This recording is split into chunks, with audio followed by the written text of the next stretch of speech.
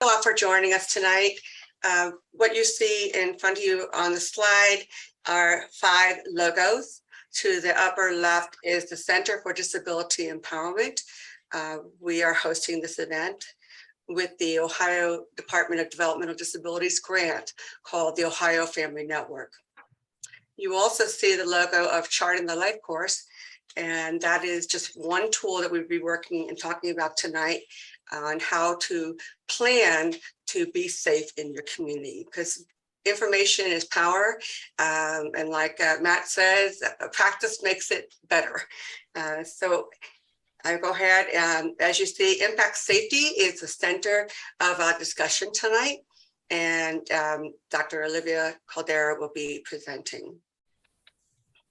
First, I want to talk about the Center for Disability Empowerment. Who are we? We are a 501c3 non-residential center for independent living that is driven by choice and direction of people with disabilities. Our mission is at TD is to provide supports and resources such as this for people with disabilities in order for them to be participants and contributors in their communities as they live, learn, worship, work, and play alongside people who do not have disabilities. My name is Deb Peterman, and I do work for the Center for Disability Empowerment. I am a transition coordinator and community connector. I'm currently working this grant for the Ohio Department of Developmental Disabilities, and I just absolutely love it. I love this grant. But one of the tools that we are using with this grant is called Charting the Life course. As you see a trajectory here, and they have different ages of people along the bottom, which shows the different times in our life and what are some things that we need to consider as we age or someone's health declines or a disability becomes more involved. So tonight we're talking about on the trajectory of what is a good life. You know, the upper part, the arrow going up is what do you think is a good life for you? And then in here between where you are, we want to figure out a plan. How do you plan to reach that good life? It doesn't just happen. Sometimes we really have to have a plan in place, maybe do some other things first to reach that goal.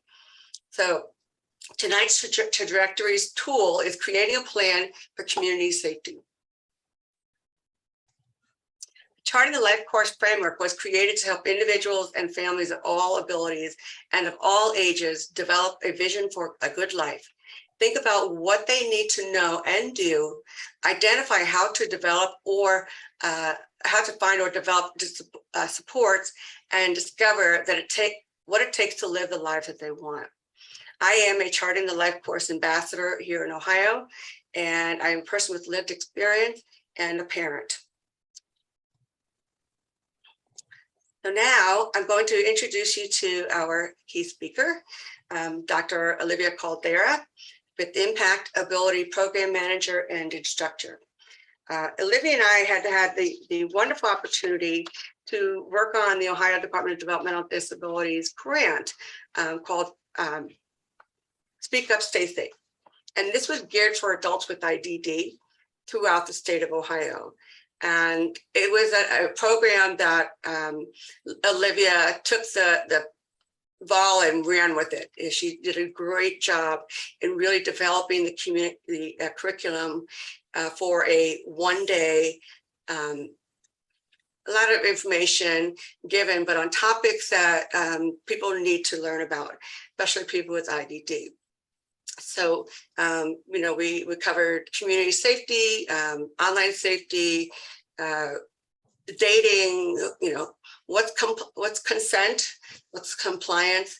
And we felt both at the end of this grant that we really need to be reaching families when their children are younger than adults. That way they can learn new ways to protect themselves, just like this program that Olivia will be speaking about. So Olivia, I'm gonna stop sharing my screen and let you take it from here. Thank you so much. Thank you, Deb. It's wonderful working with you again. And thank you everybody for coming out tonight. to join our Zoom and Facebook Live. And I want to also introduce Matthew O'Brien, who is my coworker. And he will be helping with the chat and possibly answering some questions and working with me as we go through this. So my name is Olivia Caldeira. My pronouns are she, her, hers. I am a Caucasian middle-aged woman with long hair, and I've got a yellow background and some plants behind me. And I'm going to start by going through a couple of slides. And let's see, so let me get this. And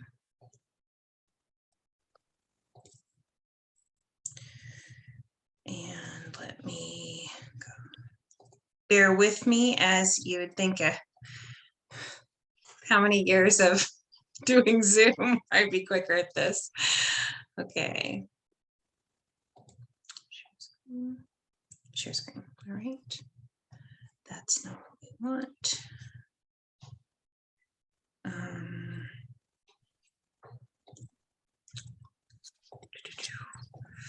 Okay. Okay.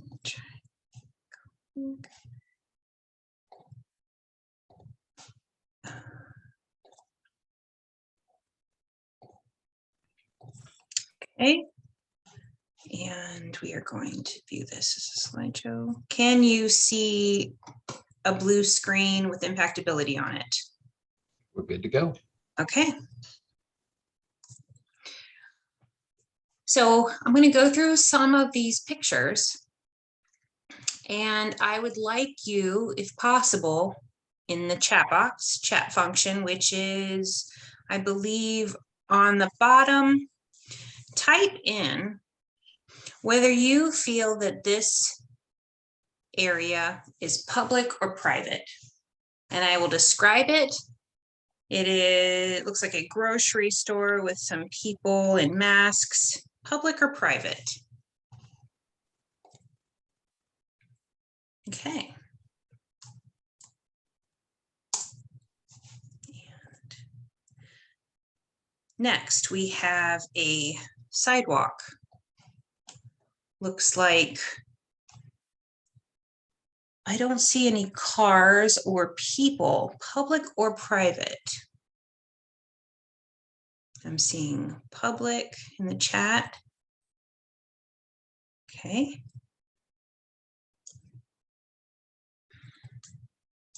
I'm going to go to the next one.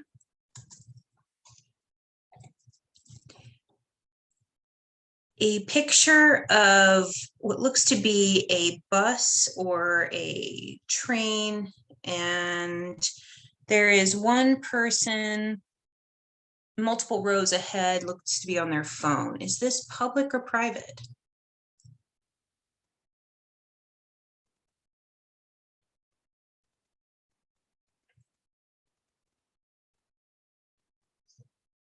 Is this a tricky one? Ah, Matthew says it's still public because anybody can get on board.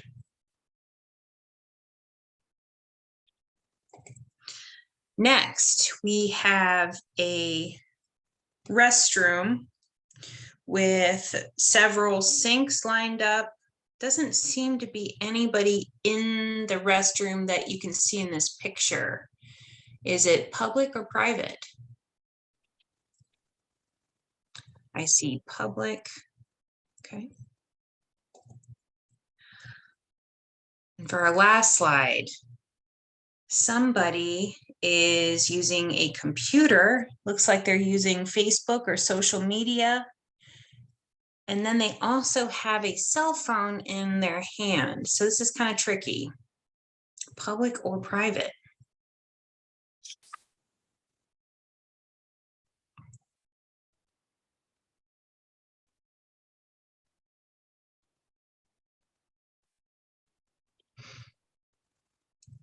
Right, Matt says, ha ha ha, nothing is really private once it goes on the internet. Deb says public, but no one is around. Right, so it's not clear if this person is in their own private home. Are they at a library? Is a computer in a public library? Okay, says Ashley says, looks like they're using their laptop or phone. It could be both public or private, but I'm going to public. Yeah, this is tricky. So the reason I'm sharing this is because it's such a basic and critical concept idea of public and private. And we've been using these images in some of our classes. So I'm going to go back to the beginning, which was the grocery store. Most people can agree, yes, this is public. Is a restroom in a grocery store public or private?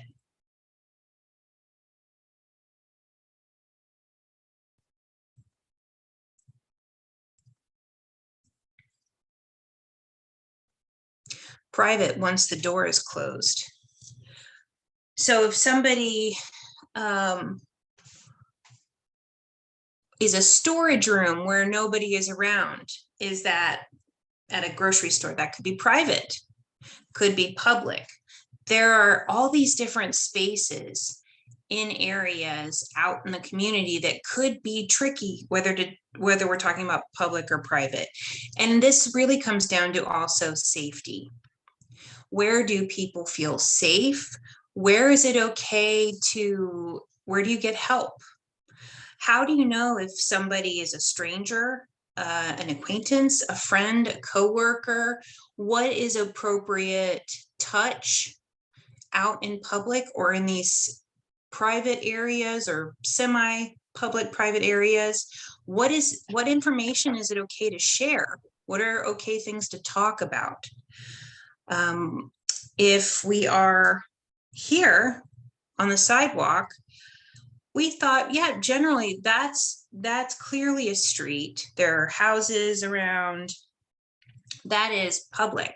But we had a student who said, no, that's private because I can't see anyone. And so it was really important to think about, just because I might think, well, that's public. If somebody believes that they can't see anyone, they felt that then it was a private space, but they weren't necessarily thinking about other people being able to see them that they couldn't see.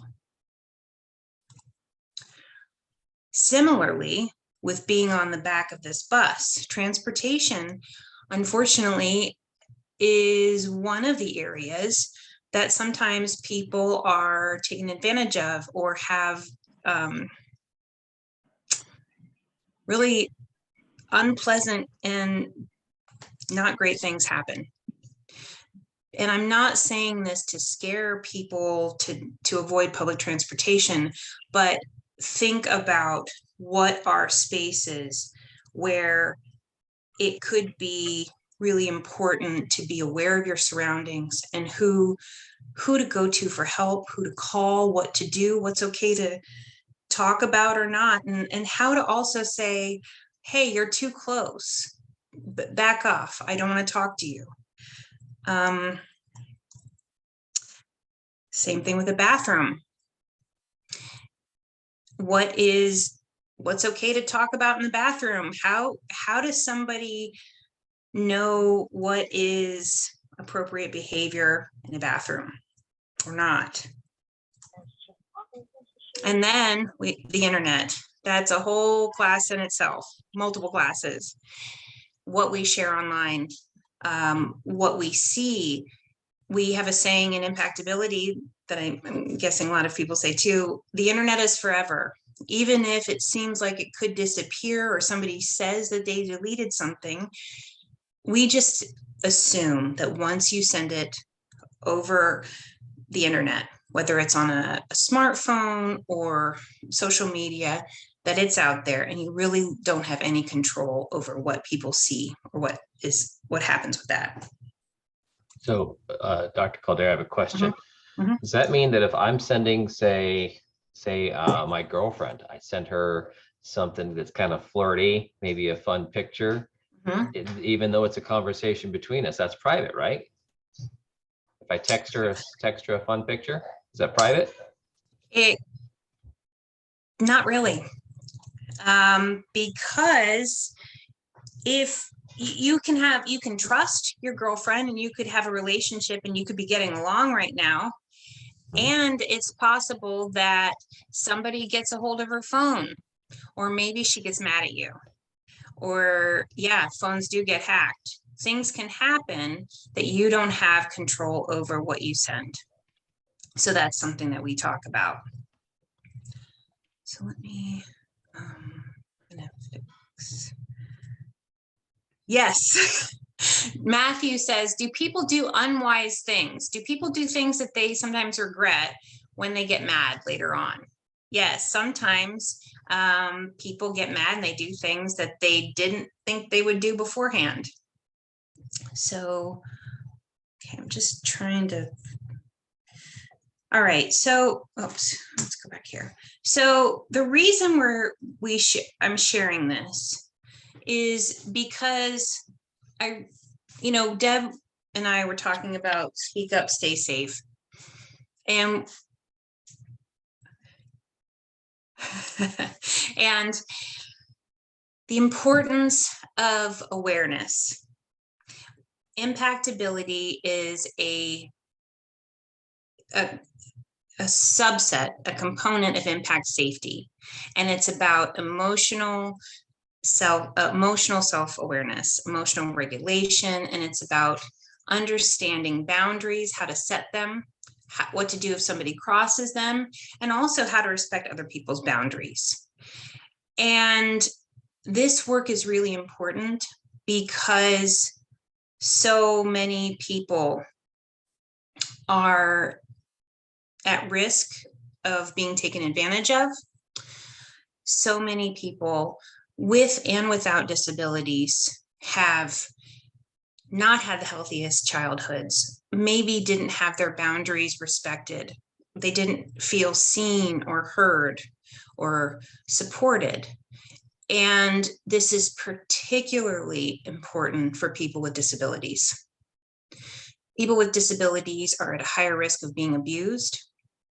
They are often taught to comply or to do what they're told in order to have benefits and freedoms. And people with disabilities are often dependent on caregivers and also rely on people for information. And I came to this work as a survivor and somebody who didn't know that it was okay to stand up for myself, to say no. And when I was growing up, if that happens over and over again, it doesn't magically get better when you're an adult. And so as an adult, I experienced some really bad things. And I also worked with people with disabilities, and I saw them also experiencing similar things. And I thought, but why aren't we working on this? We know that the rates of abuse and victimization financially, emotionally, sexually, physically are so high. Why isn't there more on the front end doing preventative work? And so that is why we did Speak Up, Stay Safe, and why I'm doing the work that I'm doing now. Right, and Matt says, survivor is someone who's been through some tough experiences, but survived them. So as I mentioned earlier, we know that research shows,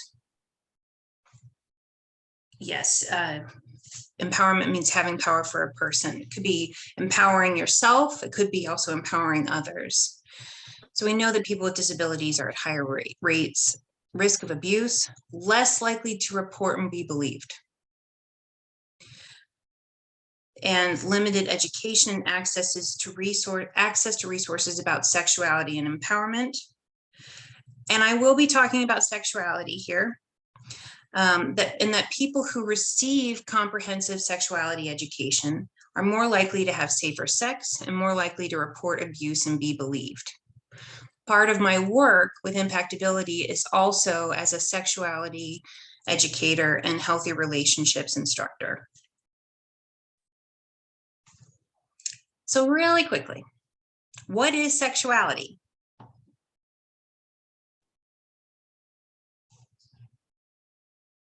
Hint, it's not just the acts of sexual intercourse. Yeah, so Matt just said content warning in the chat. We will be talking about sexual health topics, but only a little. You have to take the full class to get more information. And I also wanted to know, as Deb said in the beginning, the importance of talking about sexuality early. It's about, oh, I'm not, spoiler alert. Well, I'm just going to go ahead. Body, thoughts and feelings, gender, relationships, values, and beliefs. We are not here to impose our values and tell you what you need to believe or how you need to act. We believe in providing medically accurate and developmentally appropriate education for all people, that everyone has a right to this information. And by not giving this information, we are actually really not giving people a chance to live a full life, which is a human right to have healthy relationships.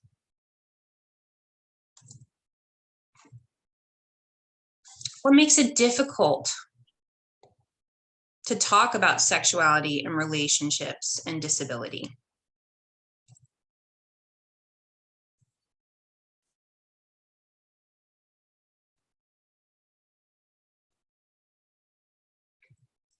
The structure makes it difficult. Yahua Zhao, can you say a little bit more about what you mean by the structure makes it difficult?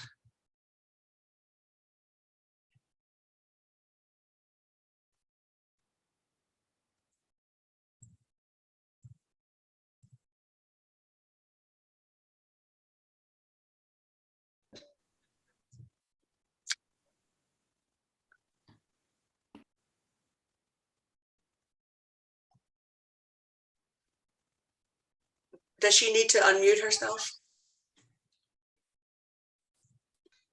So I've invited her to unmute and also to turn her camera on so she can have a discussion. That is, however, that's up to her to whether or not she wants to, which is the essence of empowerment. It's her choice.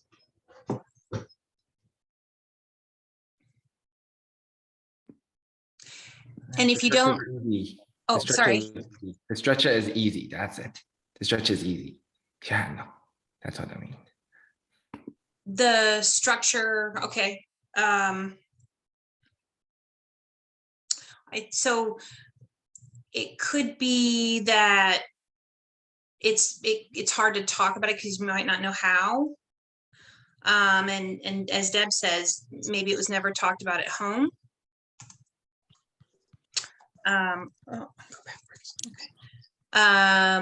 Matt says it's embarrassing. Yes, it can be very embarrassing. The way I was taught when I was a kid, sex was always embarrassing. So I learned that it's embarrassing.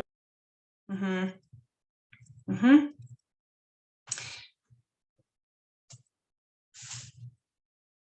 And that has it. I want to just. It does get easier. It does get easier. Right. So Deb says, I was told just don't do it. I never knew what it was. Mm-hmm. Right. And so there's a shame element, a sense that you just shouldn't do it, shouldn't ask about it. And so for people who are younger than, let's say me and, okay, so Deb, I know your approximate ages. Deb and Matt, my co-hosts here, how did you learn about sex? Friends and from books that we stole from our friends' fathers. I don't remember talking about it. I just remember that I was jealous that my older sister got a big box and all it had was like sanitary pads and things like that.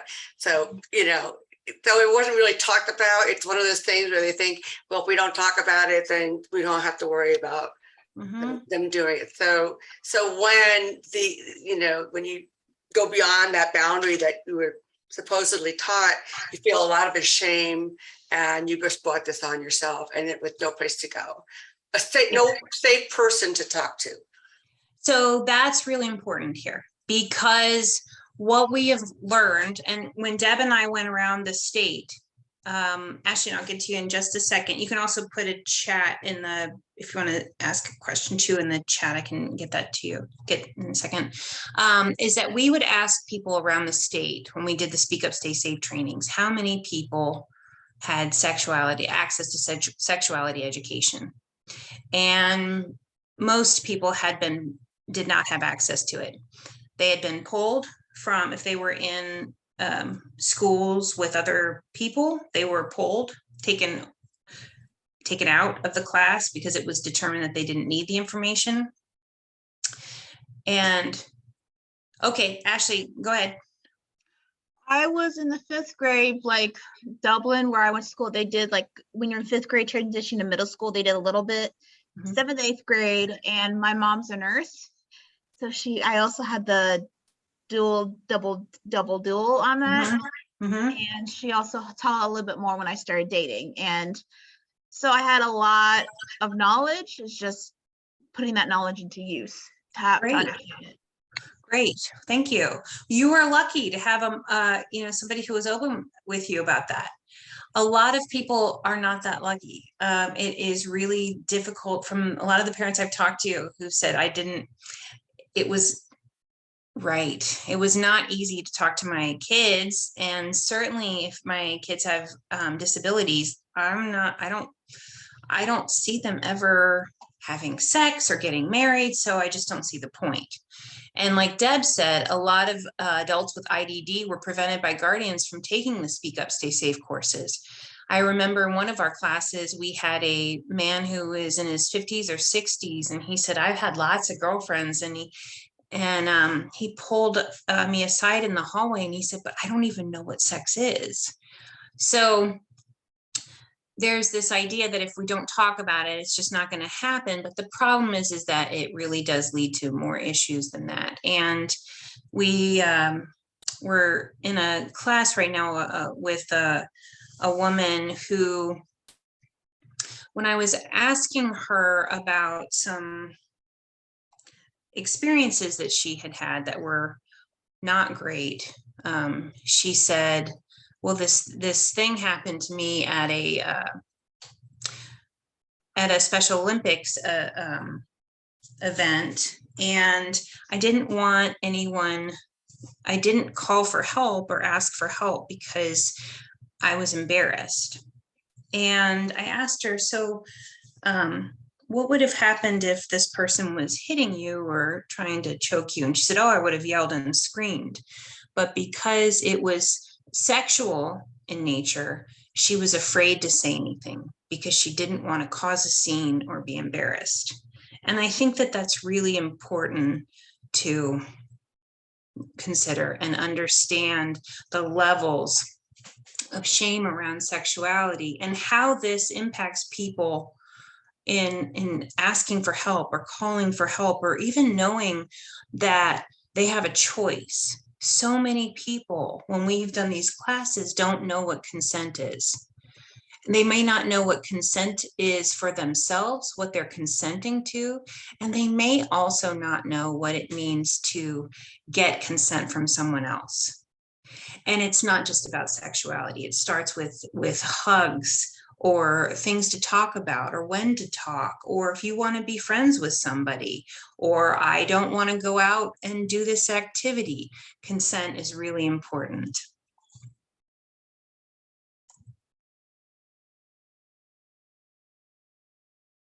So what are some beliefs that you've heard about sexuality in people with intellectual and developmental disabilities or developmental disabilities?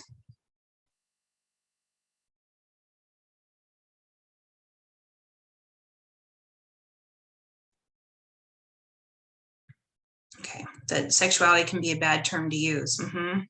So that even just talking about sexuality can be tricky. We've heard that I've heard parents say that I'm afraid that if we give my adult child or child this information, they're going to just take it and run with it and then be doing things inappropriately. They won't understand public or private. So this idea that if you give somebody this information, they'll become hypersexual. And then on the opposite end, as Matt says, I've heard that people with IDD aren't interested in sex or romance. Is that true? Like this idea that people are asexual. I know a parent who said that part of his daughter's disability was that she was asexual, and that so they didn't even have to worry about teaching her about sex. But it's not just about sexuality. It's also about like sex as the act of it. It's about your emerging body, understanding how hormones and things change. It's about hygiene. It's about relationships, who you're attracted to, who you're not attracted to. And understanding that you have a right to say no, to say maybe, to say yes, and you have a right to have informed consent, to understand what you are consenting to or not.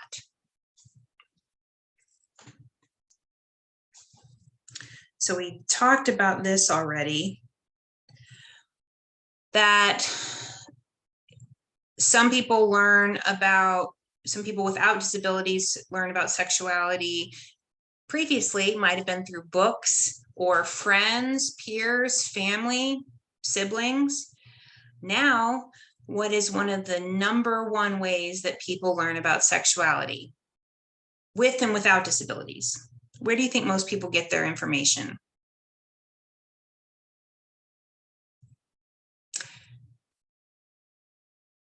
Yes, the internet. And there are a lot of things that are free and they may not be medically accurate. They may not be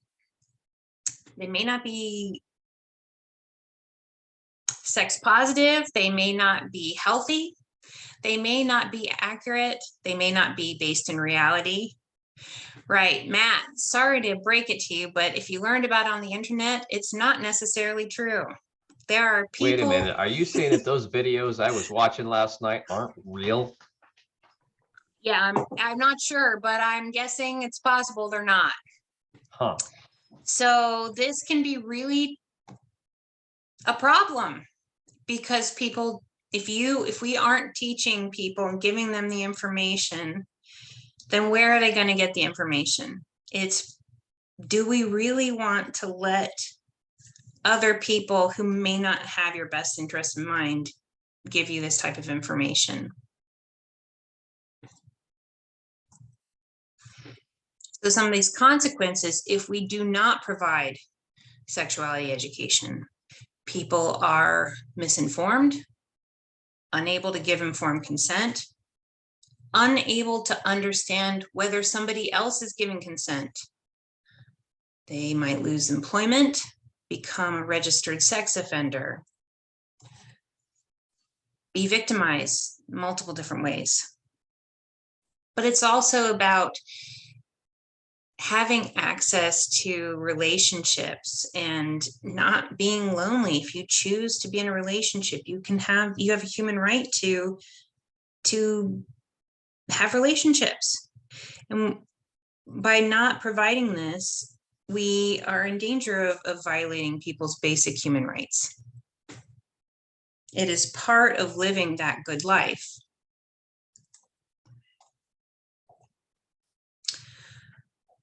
So with impactability, okay, hold on. Deb says,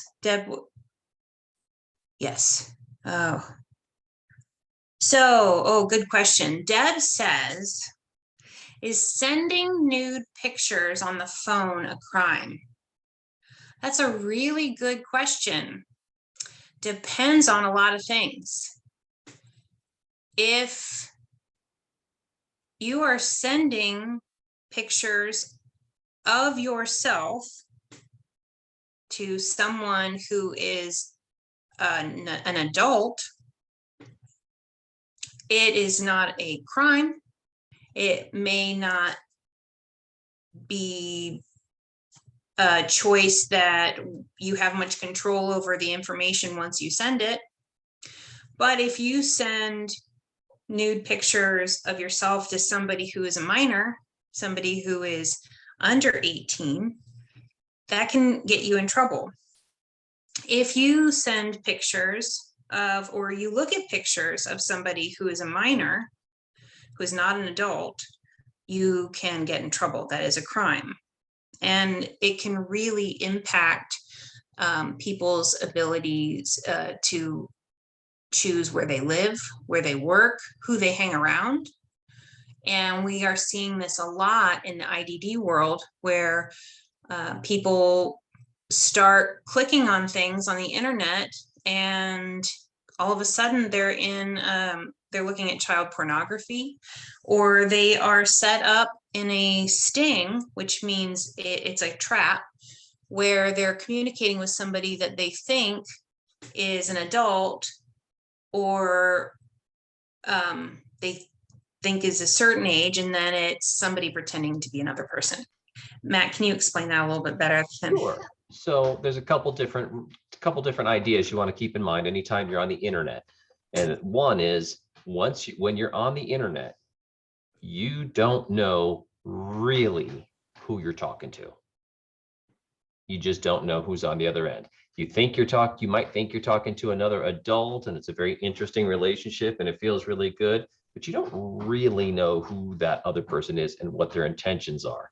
I personally know 5 adults who really should know better, who got scammed because somebody with bad motives was playing them for suckers, and they got hooked. It happens. So bad motives, meaning somebody was pretending to be somebody they weren't, and they were trying to take advantage of them. So I know somebody who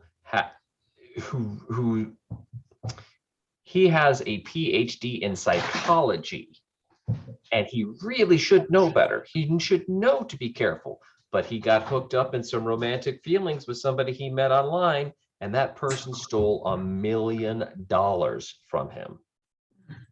So you never know who you're talking to.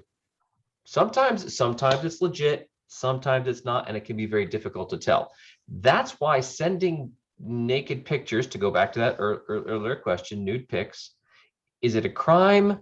Maybe. I think Dr. Caldeira answered that one pretty well. Depends on who you're sending it to. It might or might not be a crime. Generally speaking, it's always a bad idea, because as soon as it goes over the wires, you lose control. You have no more control over it, and that picture could surface somewhere that you don't want people seeing it. And then it can be an issue of what's called blackmail. So this has happened to celebrities as well, where nude pictures were leaked or made public, or somebody got a hold of them, and then the person who is trying to take advantage of them says, if you don't give me this amount of money, I'm going to share this. And it's a type of bullying, it's a type of manipulative, abusive behavior, and it's not okay. But it's that control. So speaking of manipulative behavior, we had some questions from Hiwa Zhao. Can financial victims be emotional and physical in sexuality? Can financial victims be emotional and physical in sexuality? I'm not sure exactly what that question means. Do you want to come back on camera and say a little bit more about that?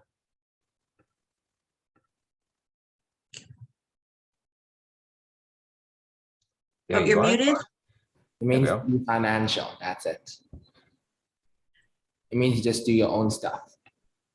To be financial. That's it. So you're saying, what, can you repeat your question one more time?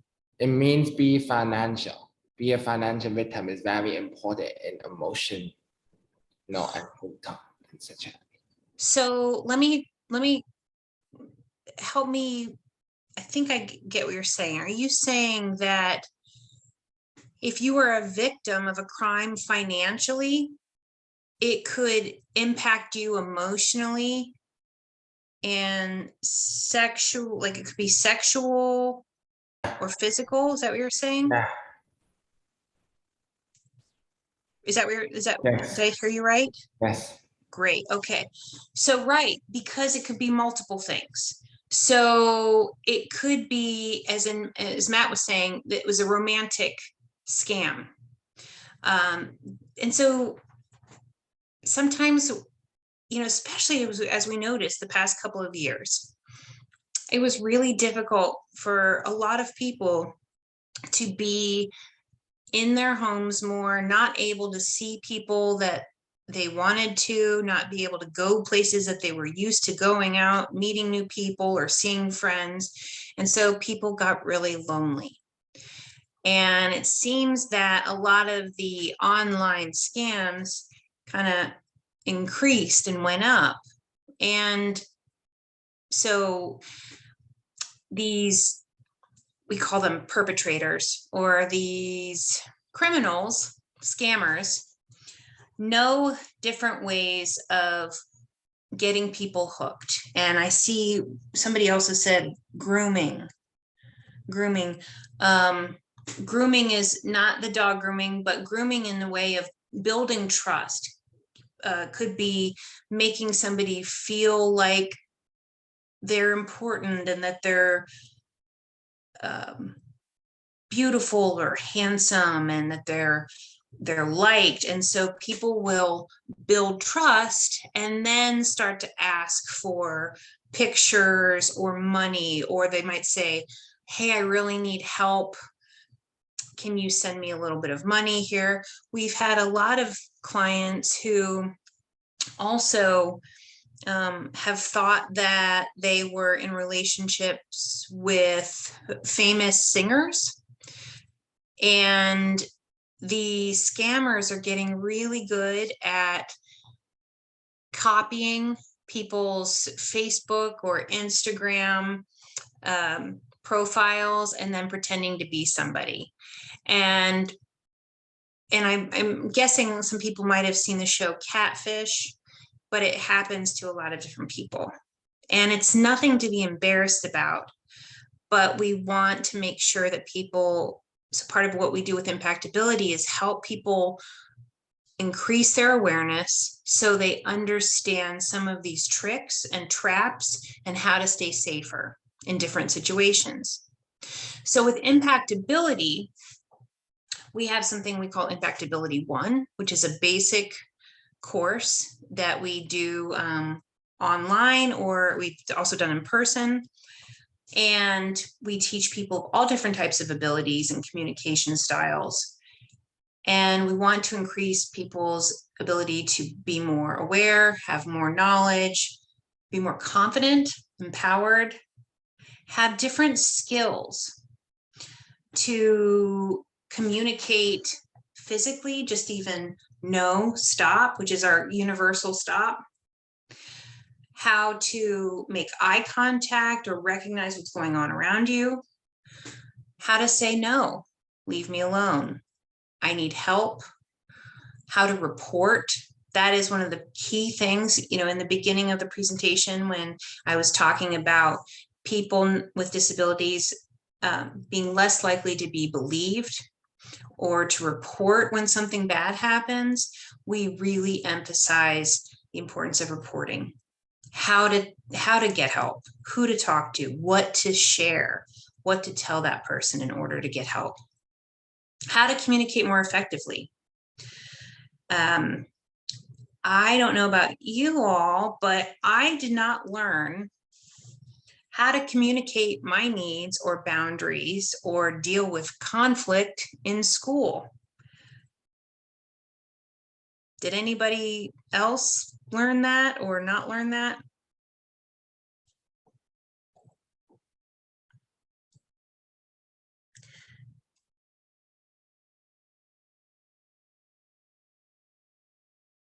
Matt says, I'm still learning how to do that. Aren't we all, right? How to identify and resist grooming. Okay, Deb says, I think they sent people to the guidance counselor, right?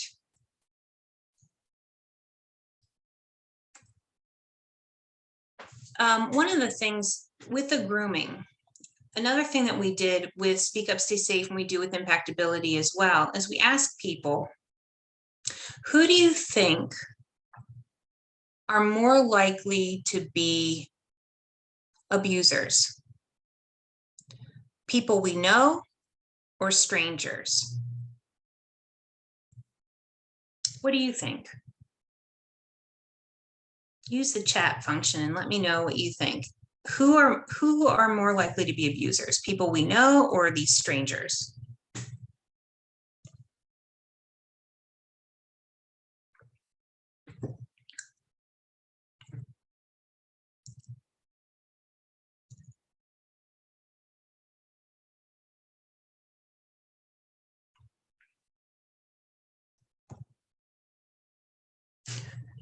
Matt, you're giving it away. It's a trick question. Yes, well, I see strangers and people we know. So I see some mixed responses. So in the 80s, stranger danger became really a popular catchphrase. And yes, there are strangers who are dangerous, but the numbers and the statistics and the cases of abuse that we know of are the majority. Most of them are committed by people we know. And that's a really crappy thing. It's unfortunate to think that the majority of abuse comes from people we know. And it's also why it's so difficult it's a lot trickier to help people understand when they might be taken advantage of. Matt says, why do people we know abuse us the most often? What? Why is that? Why is it that it's people that we know who are gonna do the most stuff? And why isn't it strangers? Well, abuse is about power and control. I think it looks like Ashley's got an answer. Oh, okay, Ashley, go ahead. Personally, I've been in both domestic violence and child abuse. As a child, a lot of it is they just maybe grow up and don't know how to show love. And also my father's undiagnosed, untreated mental health. So both coincide, don't always work together. Yeah. So it could be closeness, proximity, it's an opportunity. And we also see this with staff. Yeah, Deb, say more about that.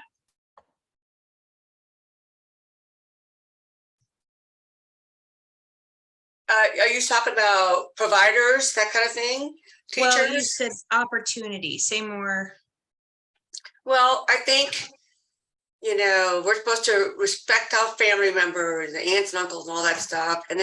And because of the closeness and the opportunities, family gathering, picnics, I don't know, let's go to the movies. So there's more opportunity that people wouldn't even think that their child would be violated by a family member, but then there's also parents that drop off their kids in the movies.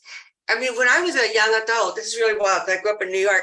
I was at a concert with a friend of mine, and this man next to me put his arm around me.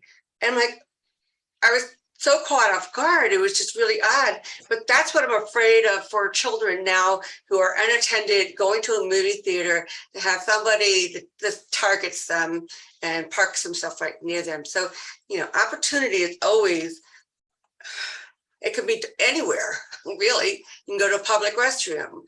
You can go to a sporting event in the bathroom, or, you know, I don't know. So, Yeah, and it's also friends of friends. It could Right. be friends of family members who we've seen situations like that where you know, there could be sleepovers, or it could be a family friend who has gained the trust of the family. Yeah, Matthew, go ahead. So when we're teaching the self-defense part of what we do, we Mhm. break it into two big categories: strangers, people you've never seen before, and familiars, people you are either you're related to, or they're friends of yours, or they're friends of a friend, somebody you know somehow. So people you've never seen before and people you know somehow. Bad stuff can happen either way. Strangers jumping out of the bush, or somebody you've never seen put their arm around you, that stuff does happen. But in terms of the raw numbers of incidents, it's very few. Stranger danger is a very small fraction of the number of incidents of bad behavior. The vast majority of incidents of bad behavior are somebody we know.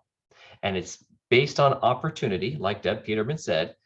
And the way we explain that in our classes is, these are the people you're around all the time. They've got the most opportunity to act badly. And sometimes it seems like it comes out of nowhere, and sometimes it just builds up a little bit at a time where, well, we're not communicating very well, so I'm going to start making assumptions about what you want, and then nobody ever corrects what they really want, and before you know it, I'm stepping all over your boundaries because we never talked about it. Mhm. Or it could be something much, much worse. Mhm. So it's the people you know, they're around you the most, so they've got the most opportunity to behave badly or cross your boundaries in some way. And that's the opportunity. Where you are the most, that's where the bad things happen the most. Mhm. And also not really even understanding, or maybe not having a lot of exposure to healthy relationships, and feeling like, okay, well, this person, you know, I've invested time.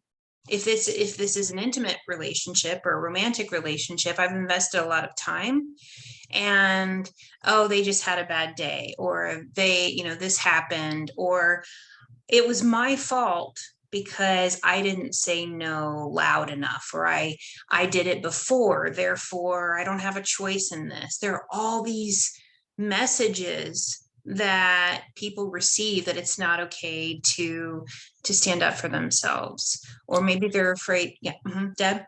I want to say a lot of people with IDD don't have practice of socialization. And so if they're not invited to parties when they're young children or around other children, they grow up, it could be a social,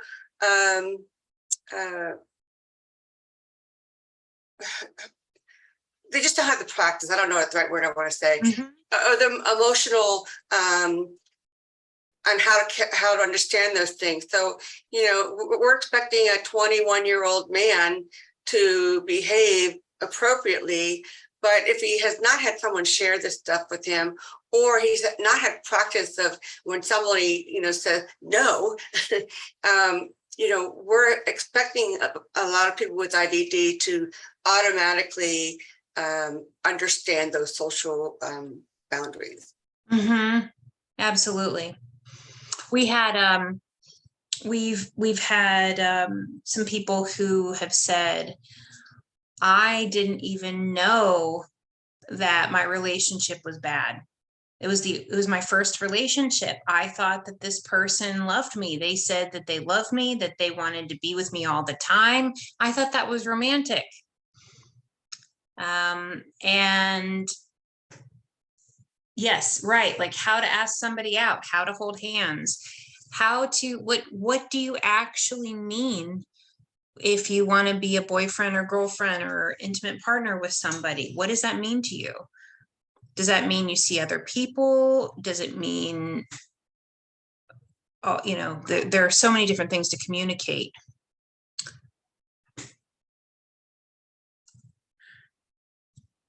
So then we have, right. Matt says, is it normal to talk about marriage on the first date? That's love, right? Right. Not for everyone. So with Impactability 1, like Matt was saying, right. So actually, I was just at an event this past weekend, and my partner's son, there was a young woman around, and she said, hi, I'm your new daughter-in-law.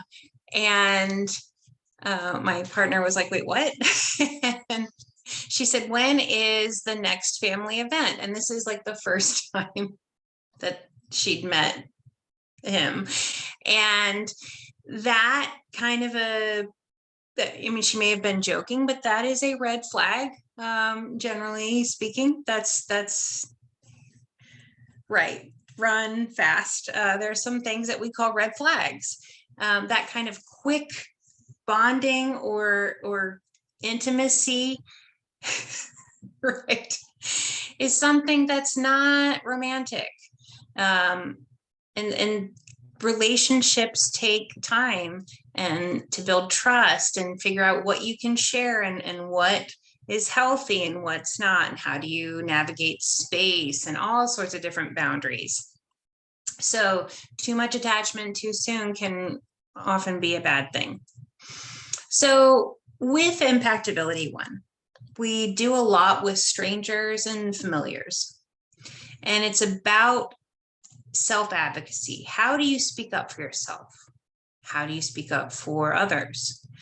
Emotional self-regulation and adrenaline management. There's a lot there. But emotional self-regulation is another way we talk about grounding techniques. How do we calm ourselves? How does anybody know, do you make is it a good idea to make really important decisions when you're tired and hungry, and let's say you're sick and have a fever and you had a really bad day and got in a fight with somebody you care about? Is that a good time to make really important decisions or have a tough conversation? No. But sometimes our adrenaline, our chemicals all in our bodies with these hormones and chemicals, they can take over, and we don't always make the most healthy of choices. So it's important to understand how we, yes, never make important decisions when you're hangry. That's true. How to control our emotions and our adrenaline, and understand, even if it's just, I need a few minutes to do some breathing. Let me think about it and I'll get back to you. Or can we talk about this in about 20 minutes? Or let me go get a sandwich and then we can talk about this later. Or, hey, I'm noticing that you're getting really charged right now and you're yelling. I don't like the way you're speaking to me. Let's talk about this when we're both calmer. These are some ways we can communicate and understand ourselves and how to manage our adrenaline. Recognizing unhealthy versus healthy relationships, and how to communicate that, and how to leave or how to end a relationship. Abuse awareness, lots of different types of abuse: verbal, financial, physical, and sexual. And reporting, how to get help, who to talk to, and what to report.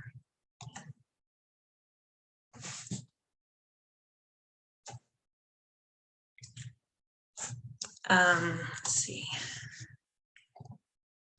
And then we have impactability 2. So impactability 2 is the next level. This is a lot more in-depth training on consent. We talk more about sexual health and identity, how to communicate in intimate relationships, how to stay safe online, how to date online.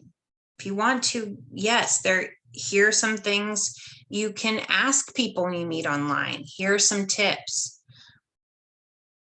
Meet in a public place, tell people where you're going. Don't give your social security number or bank information.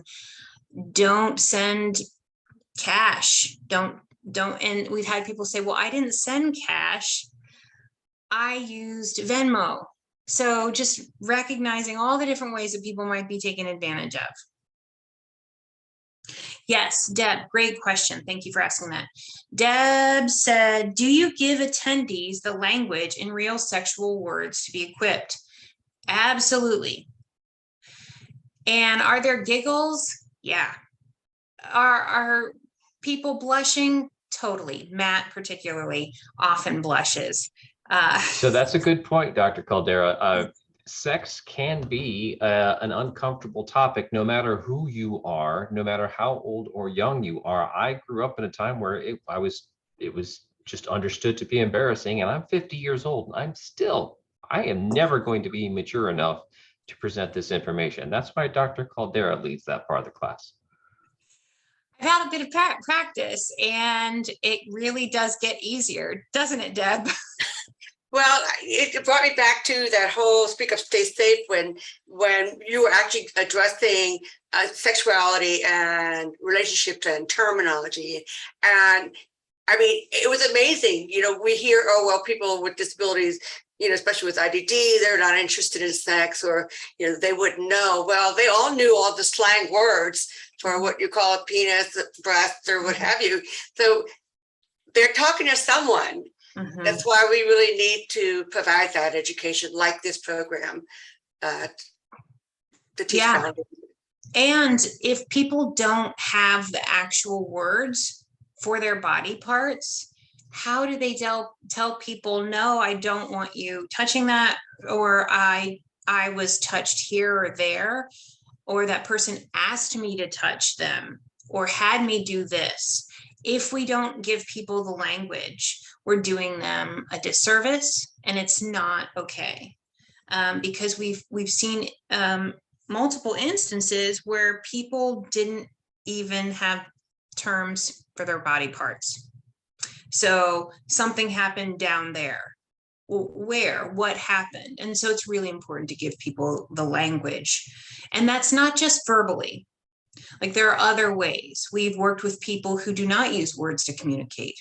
So we use gestures or pictures, finding ways of meeting people where they are, because everybody has a right to this information, and to say when something isn't going well or they need help.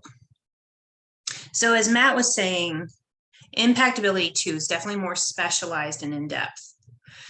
And we're talking about things like sexually transmitted diseases and infections, and effective communication in intimate relationships, how to stay safe online, dealing with flirtation or flirting. How do you flirt? And how do you deal with rejection? And how do you reject somebody? Conflict resolution and best practices around safer sex. We also have a course that is on online safety. And this is such a huge topic, and it's always changing. So we try to break it down into different areas. How to be safer online. What are search engines? What's okay to type in and what not to click on. How to recognize and avoid scams. connecting with people more safely, because it's so important, especially the internet is a way for people who might have limited transportation, or maybe they have some communication barriers. It's so important that people are able to connect. And so the answer is not to just shut down the computer or not give people the access to using a phone or using computers. That's not the answer. It's about giving people the resources and walking them through the process. So that also that you build a foundation that you're an okay person to talk to, or that you know who is somebody you can talk to, who's a trusted adult. How to deal with bullying. Online is a really easy way for people to get bullied and to bully other people, because what are they called? Keyboard warriors? Is that what you call them, Matt? Also known as trolls.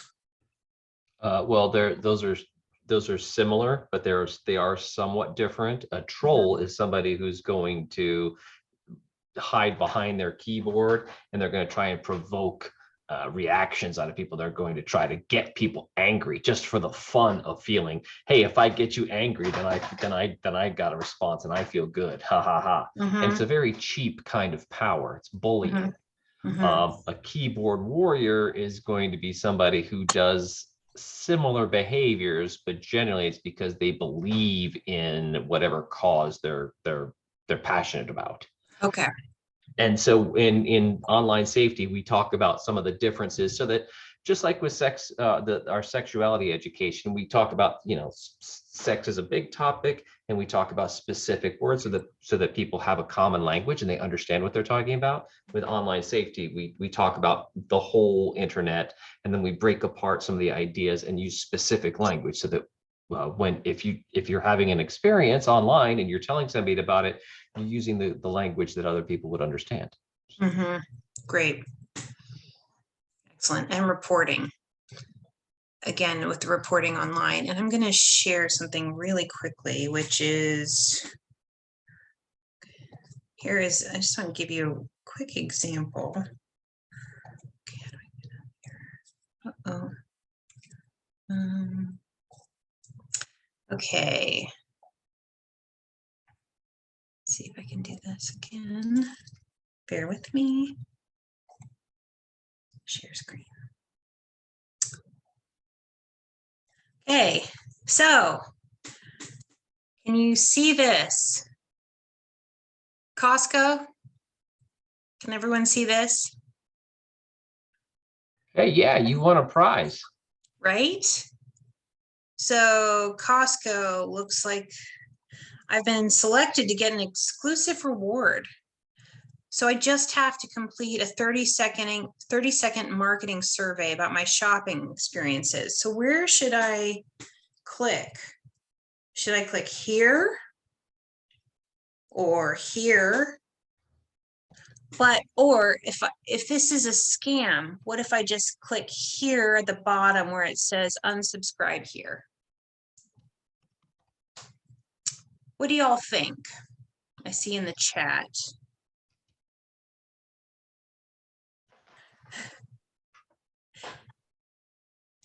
What do y'all think?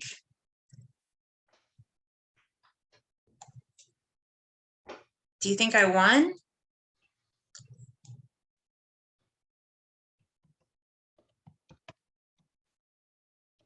No, don't click. Okay, Jeff says nothing is for free. Well, what's interesting here is if you look at just their address, it looks like Costco reward, and they've got the little trademark R right here. But then I see newsletter at Angels Summer Coast. So that's right there is tricky. Also, I don't have a Costco membership.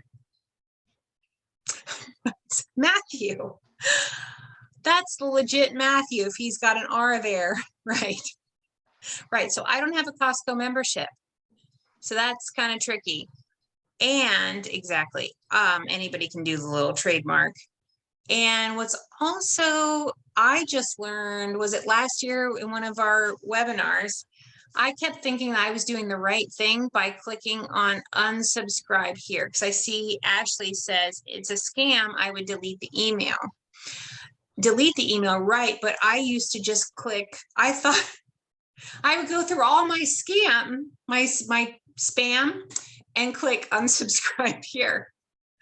And lo and behold, that's also a trick. So these are, Matt, you want to say something about that? Yeah, so if you didn't sign up to receive those emails, never unsubscribe. That means if you're already receiving spam, that unsubscribe button just tells them, hey, yeah, you know what? We just sent out 1 million spammy emails, and this person let us know that's a valid one. So guess what we're going to do? We're going to make a list of all the people that unsubscribed, because we know those are legit emails now, and we're going to sell them. And all that does, if you unsubscribe from something that's already spam, you're just gonna tell the spammers it's a legit address. They're gonna keep selling it, and they'll just make more. So I like who was it that said just delete it? Yeah, Ashley. Yeah. Ashley is on the job. I've also gotten messages now on like a text with, hey, it was so good to see you. I forgot to give you this, or check this out, this picture. And then there will be a little link. And I'm thinking, it's a text, must be somebody I know. And then I thought, wait a second, don't click on the link. So the scamming is really getting more and more advanced, trickier. And so we are trying to stay up to speed with a lot of these different techniques, and we can't do it all, but we can definitely give you tips and tools and really work through the different types of scams so you can understand whether it's in an emergency. Like a lot of times, if you don't do this within the next 24 hours or your computer's been hacked, I got one that looked like it was from McAfee, your virus protection has expired, click on this right away so we can renew it. Pick up your Amazon package, right? There are all these different ways. You've won the lottery, you just won this gift card.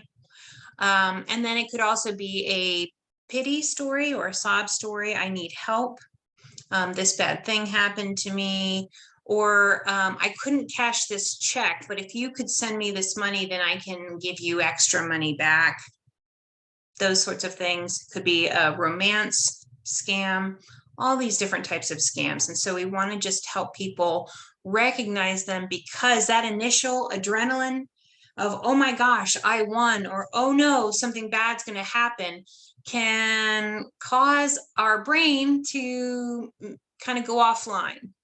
And we might panic, or we might be so excited that we start to click, we go down a rabbit hole, and then we are scammed. Yes.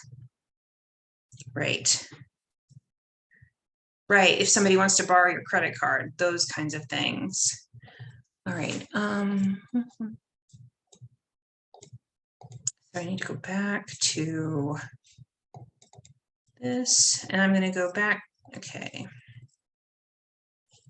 Bear with me for a second.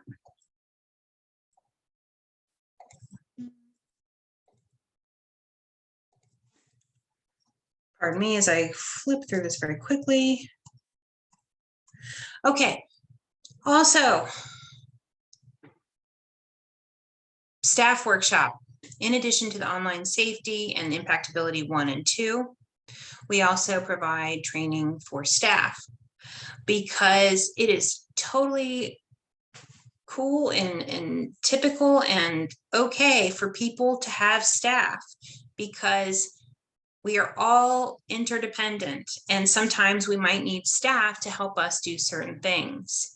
And it can be really challenging for staff to sometimes understand what are healthy boundaries and what is safe or not safe. And sometimes staff might have their own ideas about sexuality or relationships or what's abuse or not. And it can be really important to help staff understand rights and how to communicate boundaries, how to respect boundaries, how to recognize and report abuse and give people resources. So we really want to make sure that staff have resources to help them support their clients or individuals live a healthy, independent life. And then we also have workshop for parents and caregivers and guardians. And this is really about recognizing if you are a parent or a guardian or a caregiver, what are some of your beliefs? How were you raised to talk about or think about sexuality and relationships? And what are some of the beliefs you have about people with disabilities and relationships and sexuality? And really identifying some of the risks and benefits and what happens if we don't talk about it. If we don't talk about it, again, we are letting other people possibly give the information that may not be healthy or correct or in their best interest. How to communicate, how at all different kinds of ages, how to build that trust and respect and openness. So you are somebody that your child or adult child can come to and talk to if they have questions. And if you're not comfortable, here are people who are, or here are some resources, or here are some ways you can practice talking about things. Right, so Deb says, I think staff want to be given the language and ideas on how to support a person with IDD when they want answers. As a former direct support professional, and this is one of the many reasons that I do this work, I did not know how to communicate about sexuality and relationships and boundaries. And as a DSP, direct support professional, I was like, I don't know what I'm supposed to do here. I'm going to default, or I'm going to go with what the parent says or what the house manager says. But I didn't know how to really support my client's rights. And what do I do if my client is an adult, or let's say they're their own guardian, but their parent is really influential? Right. So, and you might have heard this story before, but, if somebody is a staff person and their client says, "You're my best friend," or "I love you," how do you deal with that? Is it healthy or appropriate to say, "I love you" back? Is it healthy or appropriate or promoting independence and trust to say, "Yes, I love you," even if you don't mean it, or "I love you like a friend"? How do we navigate the different relationships? And what we work on in impactability is that as a staff person, you are a helping professional. So in one of our classes,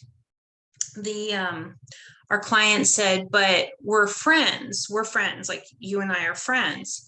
And I said, "No, we're not friends. I care about you. I respect you, and I want to work with you, and I really enjoy this. But we're not friends because I'm a helping professional." So if I were a friend, it would be okay for me to call you at odd hours and talk about personal issues. And sometimes staff do this, but that's not necessarily a healthy and appropriate boundary. So has anybody experienced anything like that?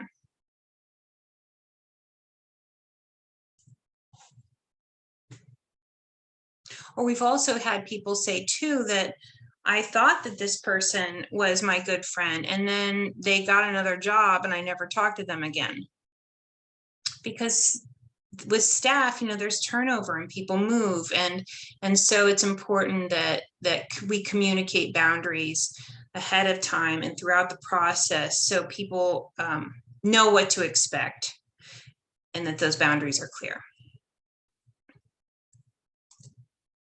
So some of the potential benefits of all these different programs are that we have increased awareness and training for staff and clients.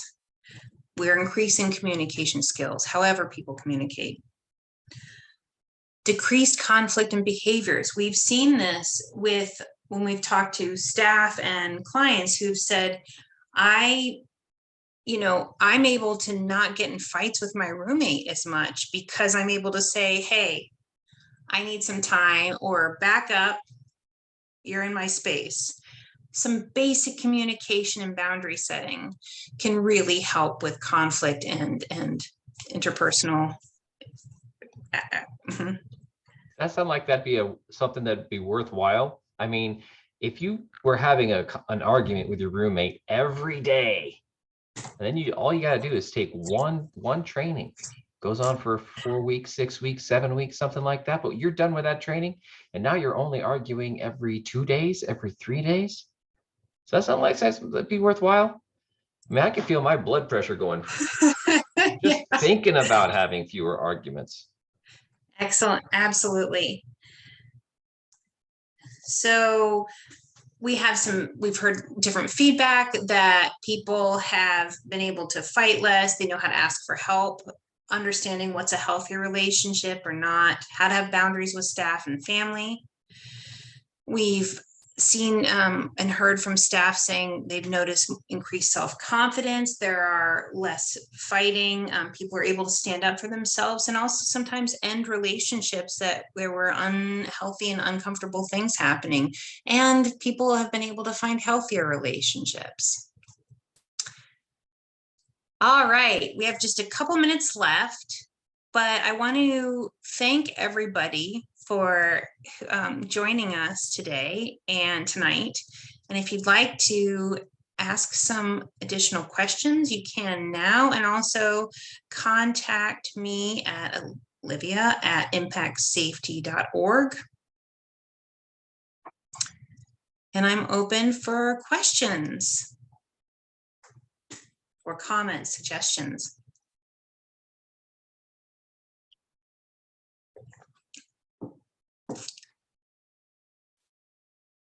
Yes, absolutely. Please reach out. Zhao, if you would like more information and how for classes, things like that.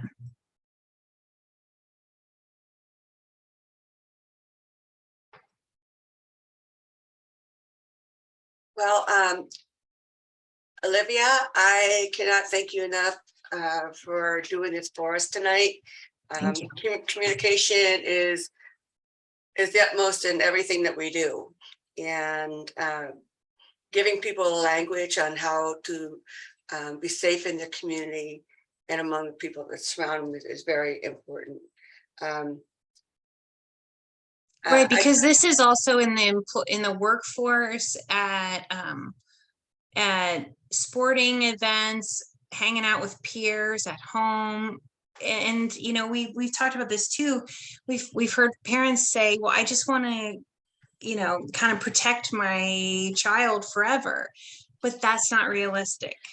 Well, no, I don't think we can even have that right as a parent to assume that we can do that. I mean, people are exposed everywhere they look, bulletin boards, posters outside, TV, what have you. So we need to equip the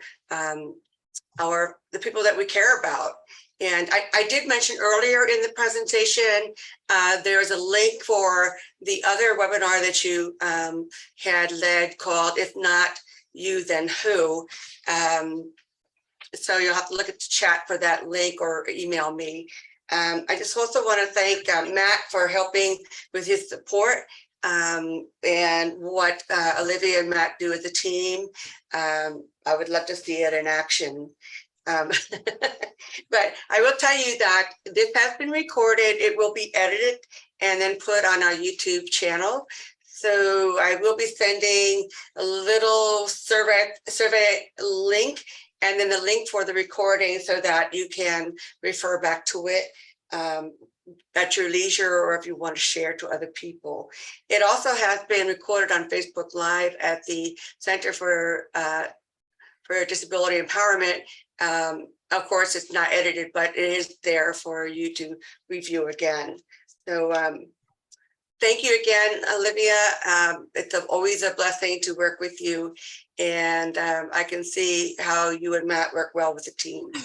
And, you know, I just want to give one more kudos to Olivia. Olivia is not afraid to talk about these topics. And you will feel, like, I'm 65. She made me feel empowered to be more sexual. I don't know, but at least aware. but you know, we can't be afraid of it anymore because it's out there, and we need to empower the people that we care about.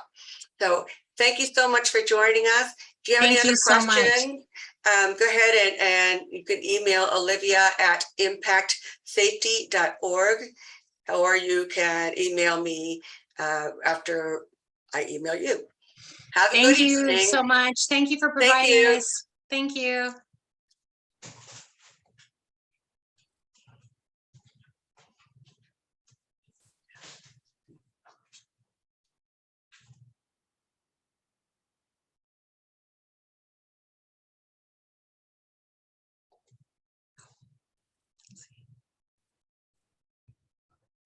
You're welcome.